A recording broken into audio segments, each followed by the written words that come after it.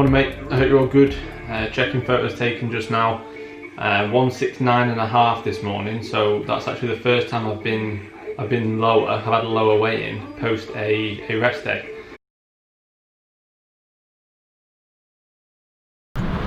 Right then guys, welcome to the video. So I've got Joe behind the camera today. He's tentatively walking backwards. He's doing well already. But I hope everyone's good. So yesterday's video, I hope you all got a chance to watch that. So that was 7 days out. So today obviously is 6 days out because we're doing a day at a time. So today is Monday, which means it's pull. So you'll have seen the plan of action. So I've got pull today but no RDLs. So the reason for that is obviously my hamstring is still not 100%. It's feeling lows better, which is great. I thought when on the Saturday I thought it was going to be something quite serious, but it's feeling alright now. Posing isn't too painful, and hopefully today's session should be okay, just taking the RDL out. Normal training day. Outside of that, we're still running the D volume, and I'm looking a lot better for it.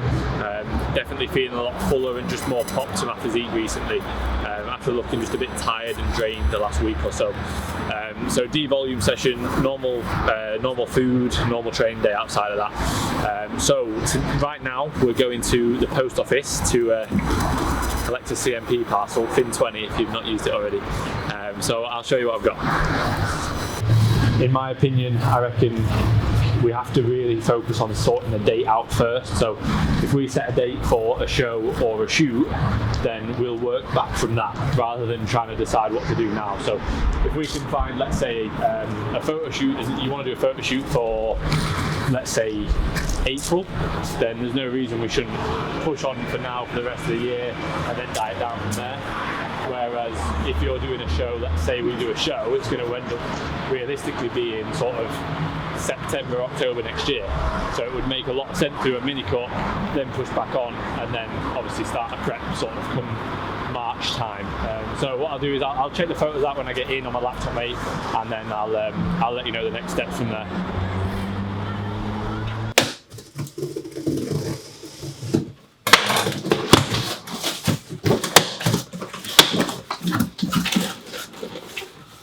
Here it is. Stim Junkie, Ignition Stim Junkie. So first of all, shout out to Isaac with the graphic design on this because it looks sick. Unfortunately, I can't actually have this right now. So it's the Cagelia africana, which is actually a substance which is banned in competition. So I was just actually saying to Joe, a lot of pre-workouts will have substances that are banned in competition. And what it basically means is that they're not a banned substance year round, but they could potentially come up with something that could be banned when you have a test. So when you do your urine test for the, when you get tested for the UKDFBA or the BMBF, the two federations that I'm competing in, they can come up as being a banned substance. So it's not worth risking it. So generally, a couple of weeks out, it's advised to stop taking any pre-workouts that have got any substances which are banned in competition. So unfortunately this has, so I can't give you a review, but I've heard very good things so far. It's the Rainbow Nerds flavour. It's the only flavour they've got out at the minute. So check it out. I think they're potentially sold out, to be honest, because they flew off the shelf straight away. But keep an eye out. I know they're bringing out more flavours, and I will give you a review when I can.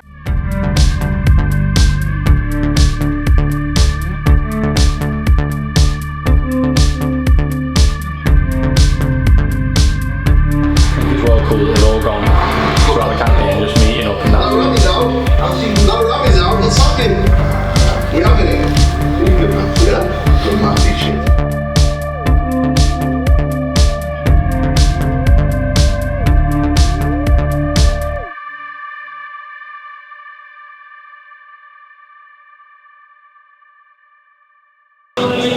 So guys, we're at the gym now, Progress Works, and we're in for pull with Reese. So Reese will be RDLing today, so you'll have something exciting to watch, but I won't be RDLing, as I spoke about the hamstring.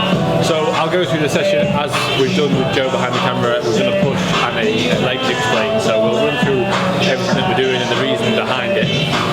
Like I said earlier, we are on a D volume session, so we'll be doing one set on all movements, 8 to 10 on the compounds, 12 to 15 on the isolations, no force reps, no intensity methods, primary goal now in this final week is for me to enter the show as fresh as possible. So doing forced reps and drop sets and rest pauses and things like that that are just going to accumulate a lot of fatigue is pretty pointless. Just going to generally result in a worse look when it comes to show day. So like I say, I'll cover everything throughout the session. Any questions at the end when you've watched all of this, just feel free to drop it in the comments. And yeah, let's get into it.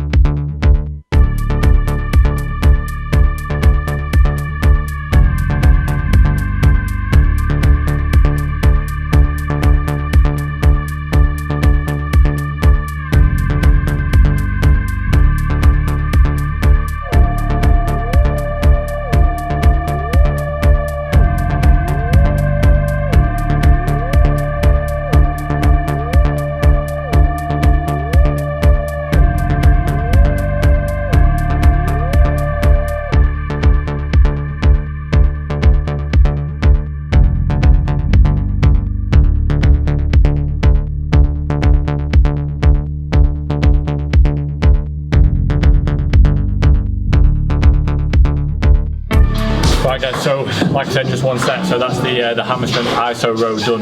The reason that we're standing on that is so that the load drops off nicely when the lat's getting short, so the lat is weaker when it gets shorter. So basically what we're doing is trying to manipulate the resistance profile of the machine to match the strength profile of the lat, which works perfectly when doing that. Most people will sort of now think that standing away from any sort of row is a good idea, but it's not always the case, especially if you've got like a cable loaded row, because generally they've got a cam, so it's not really going to affect it. But with the hammer strength ISO row, or the matrix one I believe, it works really well. So just did one set there, and then we're going on to the RDL now. Obviously like I said, I'm not RDLing, so I'll put Reese through his RDL.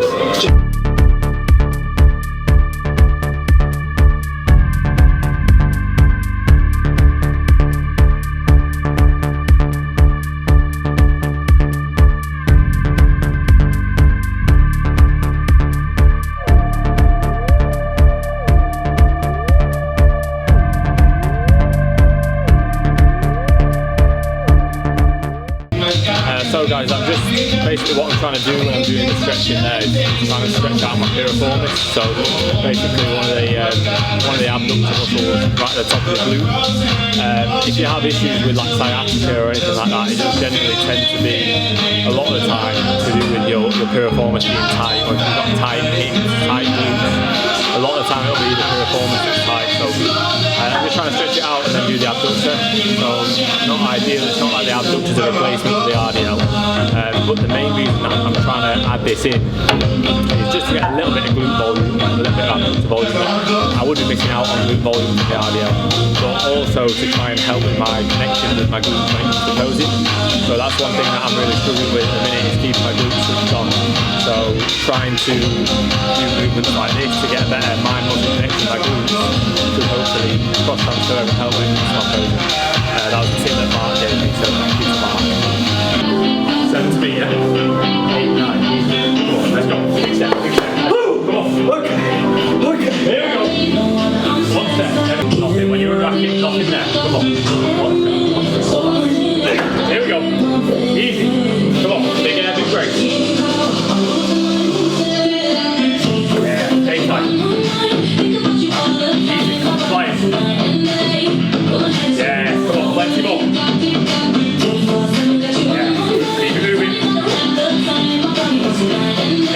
Come on, let's go. Yeah, go again. Big air, big breath. Yeah, there's another. Come on, there's another there. Easy. Stay tight now. Get this. Hit through. Hey, one more. Come on. There it is. Big break, reset. Get this rep now. Come on. Hit through the bar. Yes. Finish it.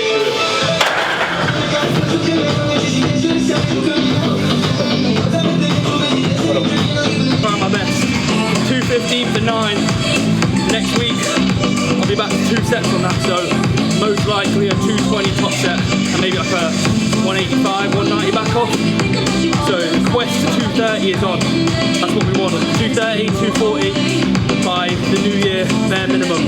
Anything else you can quote me, anything else is disgraceful. I failed. I'm gonna stop lifting, and Finn might be bigger than me one day.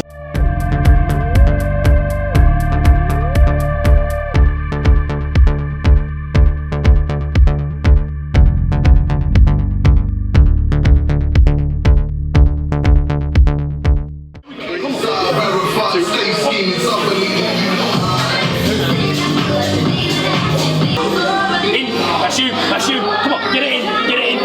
Yes. Good set.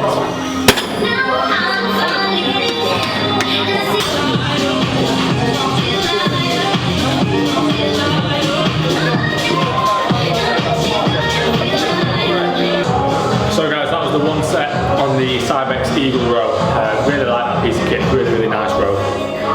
So what I'm trying to think is to keep my hips back, keep my chest on the pad. So what I've done on that before is to sit with my hips forward and lean back and use a lot more sort of mid-back, upper back, rhomboid trap kind of area, and basically just shift a lot of weight and put the gym pin on and chuck it around. And yeah, it looks cool with the gym pin on, but I'm not getting what I want out of it. I want to get my lats to failure. I want to get a good stimulus on my lats. Whereas if I'm leaning back and I'm almost sort of shrugging it too much, there's no real point of having that chest support there. I'm not getting the most out of it. So hips back, chest forward, drag, elbows to hip. One set on average, an 8 to 10, and then we're going on to a pull down.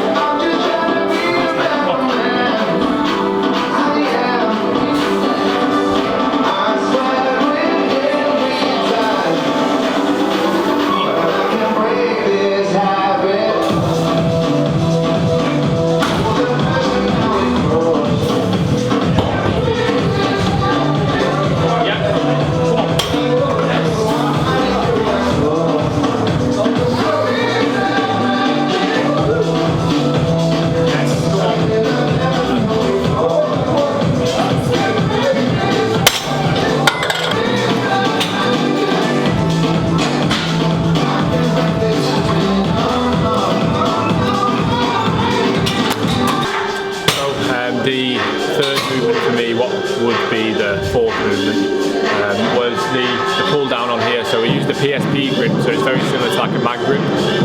If you get the wraps right, it's actually really nice. So with the pull down, I was aiming for like a set of 10 to 15 rather than like an 8 to 10. Generally just because if you do a pull down, give it a feel. If you do a set of 8, does it feel really as good as a set of 12 to 15? In my opinion, it's just, you don't really get as much out of it. I think a little bit higher rep on things like pull downs, as opposed to rows, a little bit higher reps on pull downs makes sense, just because you can generally get a little bit more out of them. It's very similar to what I've said about doing like a 8 rep or a 6 rep on a Langston, as opposed to like a Cybex hack. Then the movement after that was the upper back row. So what we're trying to think about there is just trying to keep the elbows flared to target a little bit more mid and upper back, so a bit more rhomboid, a bit more trap, a bit more rear delt, and making sure that we're not keeping the elbows tucked in. We've done enough on the lats now. We've done the single arm row, we did the Cybex Eagle row, we've done the pull down, so we've hit the lats a lot. We've got pull over next to the lats as well, so we just need a little bit more upper back work. So keeping our elbows nice and high, trying to think where we're keeping our elbows is where we're trying to target with our backs. If we keep our elbows sort of in line with the mid slash upper back, then that's where we're really generally going to be targeting, and thinking to really pull through the scapula and drag back, rather than, like I said, on the the side bends, eagle row, keeping the hip back and the chest forward. On this one, we're sort of sitting a little bit more upright, and we're allowing that little retraction through the scapula a bit more because we're trying to use those areas, that musculature that is involved in retraction as well. Whereas the lats, they're just literally focus is just to drag the elbow to the hip when we're targeting the lats and not move the scapula. So yeah, onto the pullover next. So guys, if on like the cable stack the increments are too large, either like add a little pin in or obviously use the gym pin. But if you've not got a gym pin, then just stick the pin through an increment plate like that. That's an easy way of adding a smaller increment and going to the next pin. And another part of this video that's going to provide you some value is you've got an Apple Watch and you wear wraps throughout the session. I don't have my wrap on now, so it's not really a good example, but when I have my wraps on, just loosen the watch to keep tracking your steps through the whole session. Otherwise, you're taking it off, putting it on, taking it off, putting it on. It's not going to be as accurate for your total daily steps. Two bits of value there for you.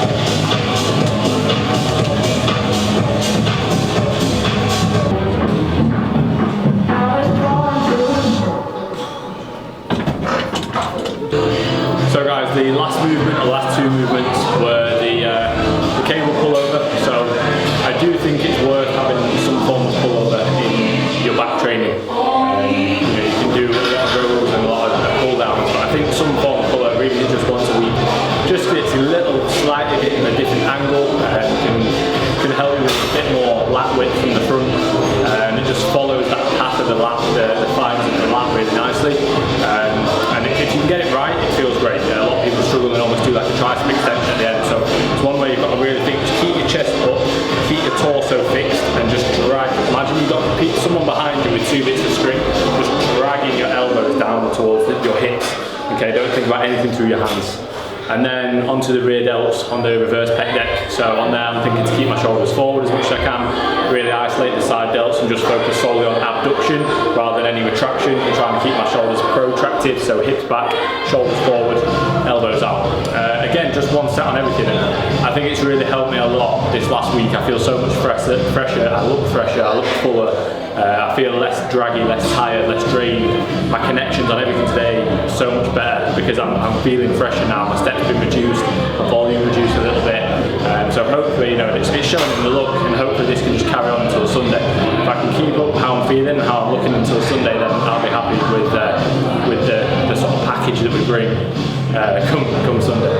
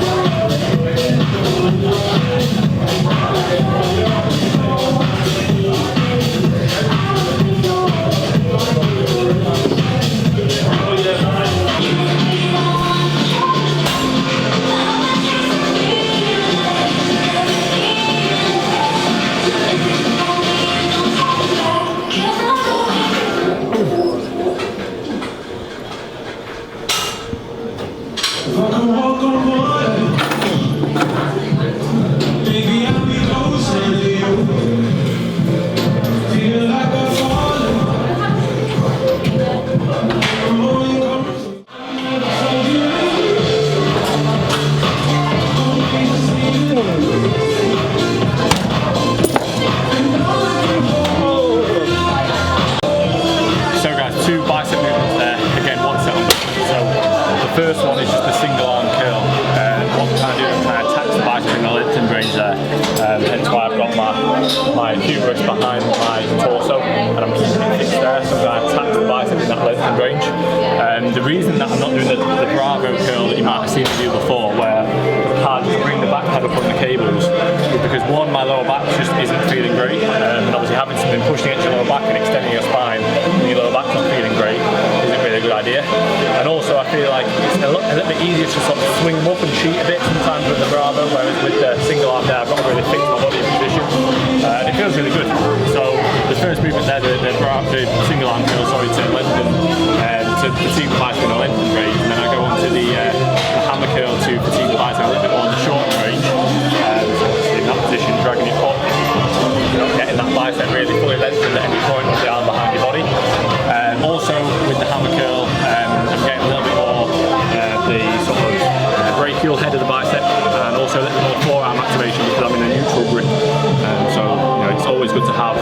a neutral grip variation of a curling for a little bit more break content, but also a little bit more forearm volume, especially when you're using wraps on all your ball movements, which obviously I suggest that people should do. Someone commented in the leg day video, they're like wrap into a cup of tea, and I obviously said a cup of tea don't fit into the macro. If you're not using your wraps, honestly, use them. Like, winds me up seeing people not using them and they're just fucking fatiguing their forearms and their grip strength before they get anything out their back on any heavy pull movement. So use your wraps, it winds me up. But literally now, just got abs and then some poses, and then we're done.